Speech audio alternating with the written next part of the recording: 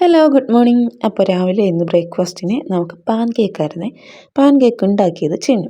ഞാൻ ആദ്യമായിട്ടാണ് pan cake കഴിക്കുന്നത് കേട്ടോ.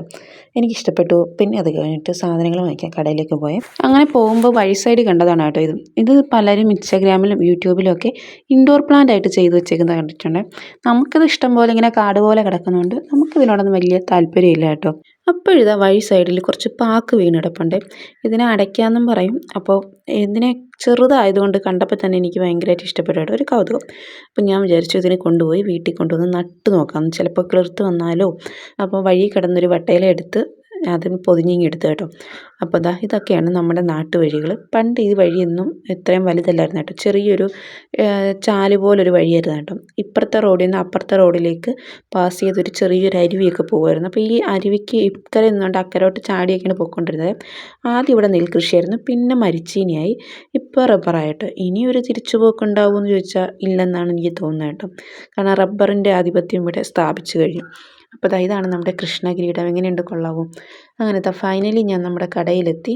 അപ്പോൾ കപ്പലണ്ടിയും കടലയൊക്കെ എന്നെ ഇങ്ങോട്ട് മാടി മാടി വിളിക്കുന്നുണ്ട്. പക്ഷേ ഞാൻ വേറെ എന്തോ ആലോചിച്ചുകൊണ്ടിരുന്നത് മേടിക്കാൻ മറന്നുപോയി കേട്ടോ.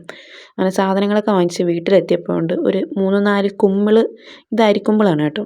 വീട്ടിൻ്റെ മുറ്റത്ത് ഇങ്ങനെ പിടിച്ച് നിൽപ്പുണ്ടായിരുന്നു. ഈ 4 വെച്ച് കറി വെക്കാൻ പറ്റില്ലല്ലോ, എന്നാലും ഞാൻ എൻ്റെ ഒരു സമാധാനത്തിന് അതെല്ലാം നുള്ളിപ്പിഴുതെടുത്തു കേട്ടോ. പണ്ടൊക്കെ നമ്മുടെ വീട്ടിൻ്റെ ഈ ഒരു ഭിത്തിയിൽ ഇഷ്ടം പോലെ അരിക്കുമ്പിൾ എപ്പോഴും പിടിക്കുമായിരുന്നു കേട്ടോ. അപ്പോൾ ഇപ്പോൾ ഒരു 7-8 വർഷമായിട്ട് ഇല്ലെന്നാണ് എനിക്ക് തോന്നുന്നത്. കാരണം 5 വർഷമായി എൻ്റെ കല്യാണം കഴിഞ്ഞിട്ട്. അതിന് ശേഷമൊന്നും ഞാനിത് കണ്ടിട്ടേ ഇല്ല കേട്ടോ.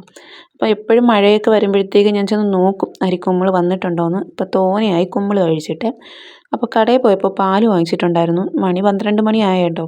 അപ്പോൾ ആ ഒരു വിശപ്പ് കാരണം ഞാൻ കുറച്ച് ചായ ഇട്ടങ്ങ് കുടിച്ചു. റസ്ക്കും വാങ്ങിയിട്ടുണ്ടായിരുന്നു. അങ്ങനെ ചായ റസ്ക്കും കഴിച്ചു.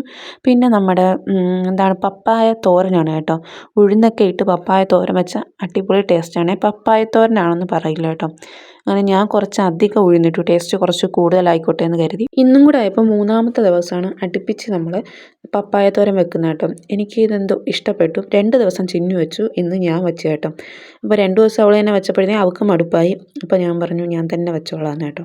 അങ്ങനെ ഞാൻ ഇന്ന് വെച്ചതാണ് പപ്പായ തോരൻ. എനിക്കെന്തോ ഭയങ്കരമായിട്ട് അത് ഇഷ്ടപ്പെട്ടു കേട്ടോ. നമ്മുടെ മുട്ടക്കോസ് തോരനില്ലേ, കോളിഫ്ലവർ, അതിൻ്റെയൊക്കെ ഒരു ടേസ്റ്റ് പോലെ. അപ്പോൾ വീട്ടിൽ പപ്പായൊക്കെ ഉള്ളവർ ഉഴുന്നൊക്കെ ഇട്ടൊന്ന് കറി വെച്ച് നോക്കുക കേട്ടോ. അടിപൊളി ടേസ്റ്റാണ്. അപ്പം നമ്മുടെ ഇന്നത്തെ കറിക്ക് സ്പെഷ്യൽ തലേ ദിവസത്തെ മീൻ കറി വറ്റിച്ചതും മീൻ വറുത്തതും പപ്പായ തോരനുമായിരുന്നു കേട്ടോ. അപ്പോൾ വീഡിയോ ഇഷ്ടമായ ഒന്ന് ലൈക്ക് ചെയ്ത് കമൻറ്റ് ചെയ്യണേ. മറ്റൊരു വീഡിയോ കാണാം. ടാറ്റാ.